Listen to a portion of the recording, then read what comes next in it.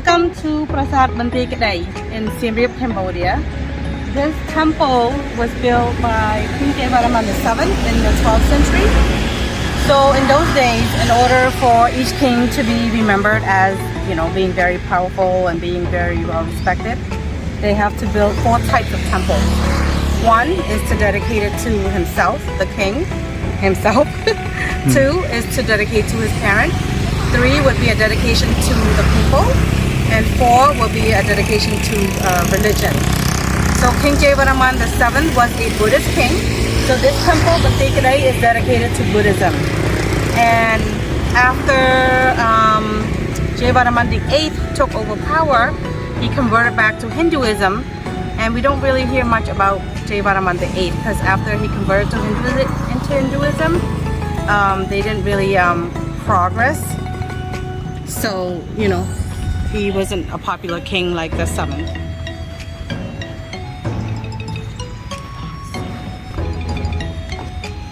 Of course, COVID, you have to wear masks when you enter. And when they're not looking, take it off.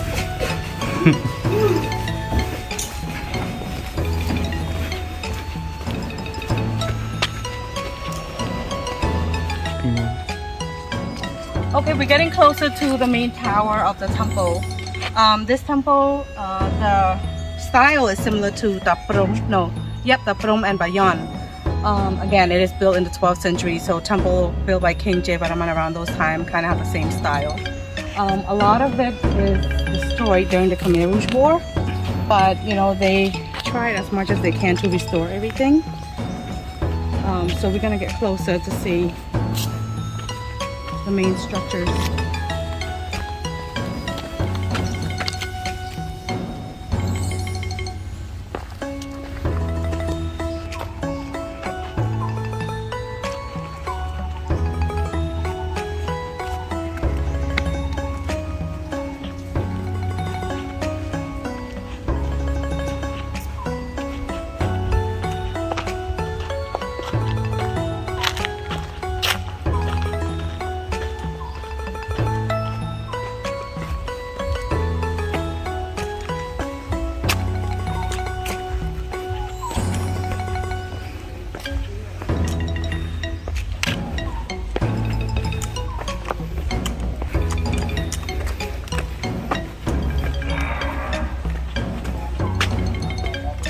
Spider webs.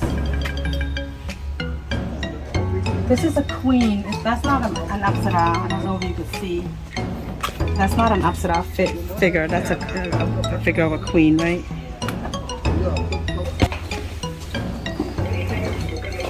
Oh, that's good window.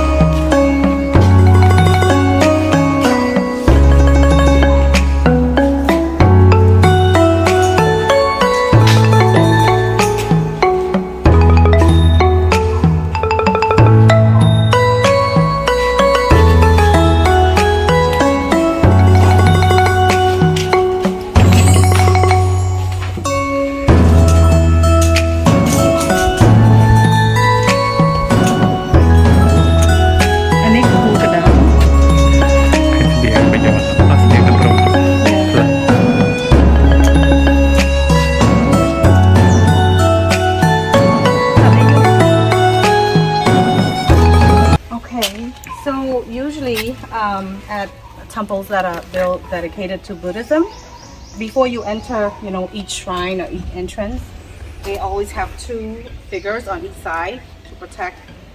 So this is not a Buddhist sculpture. This might be a sculpture of like a guardian that guard the gate. And back in the days, as you see the structure here, they just line it up.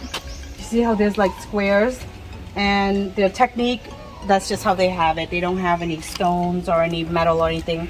So when they're trying to repair a lot of temples around the area, they use the modern technique, which sometimes doesn't work. You see all these metal here? These are modern techniques.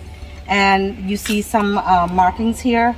Those have to do with the chemical that they use to clean some of the stones here, or the weather causing all the discoloration and stuff from you know, rain, wind, because some of these temples were found many years you know, later, when it was abandoned by most kings during those times.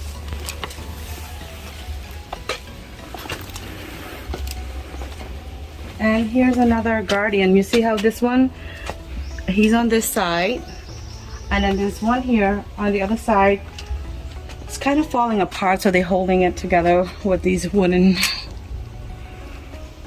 figures here. Boy. So there's a smaller apsara here. Again, let's measure it. It's like this long. Again, the style is very similar to Ngawat, Bayon, and Taprum. But the apsara here are much smaller. The apsara in Ngawat is like, you know, almost my height. So if you can see, there's another apsara here.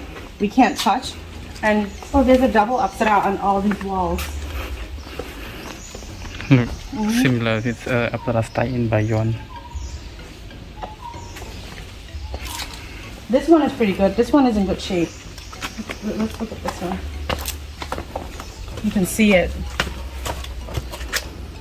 That's in great shape, huh? Okay. Here, it's very discolored. She got a big crown.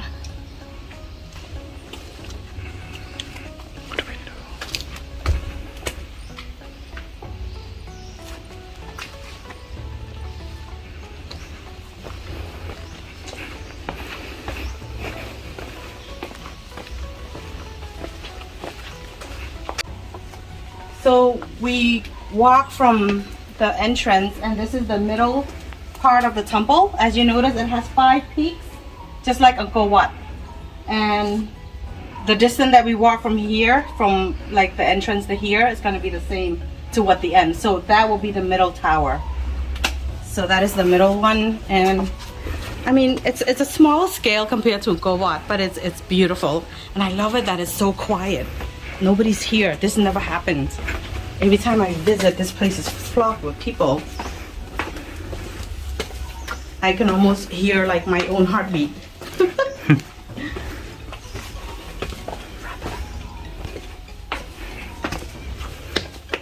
Boy.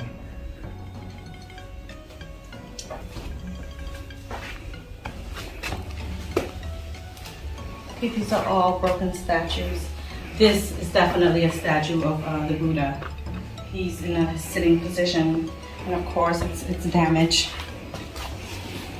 And this probably came from one of the towers, and they couldn't replace it, so they just left it here. Oh, let me explain this. This here is a yoni, right? In the Hindu religion. Again, this temple was also converted back to Hinduism. And there's usually a lingam next to it, but maybe the lingam is in a different section, but that's the yoni. It represents the female reproductive system in Hinduism. And there's quite a few of those over there. I was just gonna wrap this up by going to the other end of the temple complex. So follow me. Alright. This is bats dropping, you guys. Go. Bats dropping. And a smile. Mm-hmm.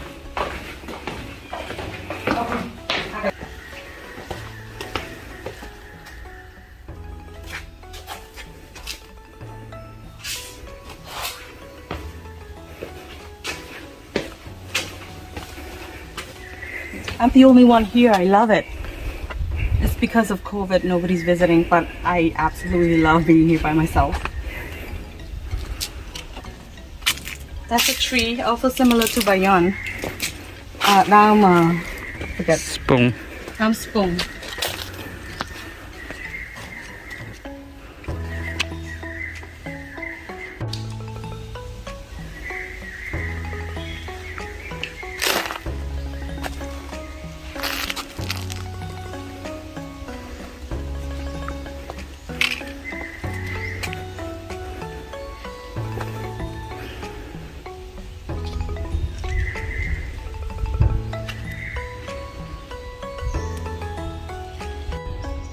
Okay, we're wrapping up our video. We're actually going back to the way we enter. One thing that they do not allow you to do when you visit any of these temples is do not touch any of these structures, do not lean on any structure. I do want to lean on it, but we're not supposed to. This structure here is again the beginning of the Banteay Kdei when you first walk in. It is a library.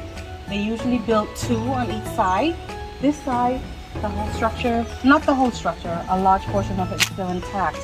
But on that side, it's pretty destroyed.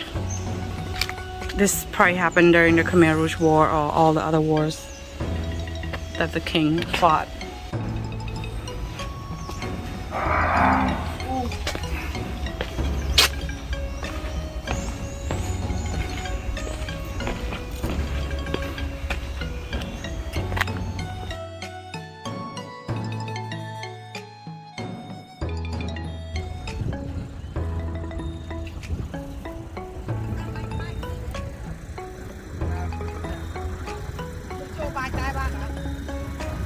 Ba tới lạ.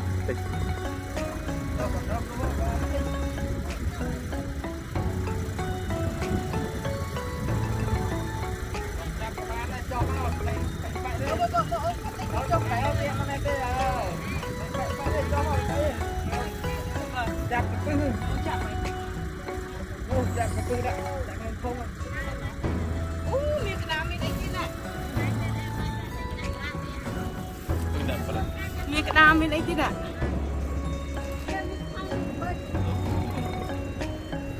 Hay dùng khói đi nè. Anh chặt mày cho một đợt không? Chặt mày. Chặt chân rồi chứ anh chặt rồi. Chặt đây cầm vô đây chắp vô ai chắp. Dùng mà vô cái tròn nên vô chắp. Ở đây đua đã nó chặt này. Rồi con cái pư.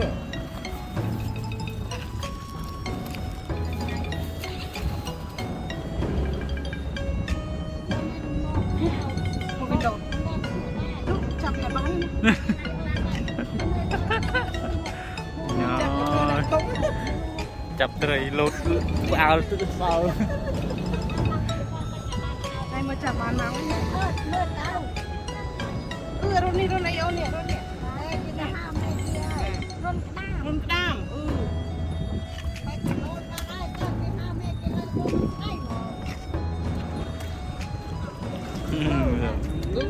Con trai nha nó. Ngon. Là đấy rồi. Hold on, I want to give you some money. Tại mà xin má. Lục chơi chung nè, lục chơi tí chứ.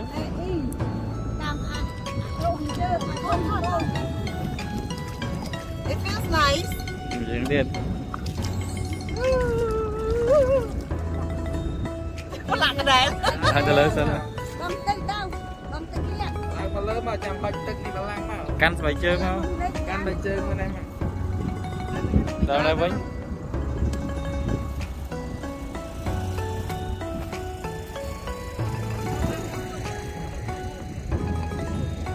Chắc có tập bộ không kia.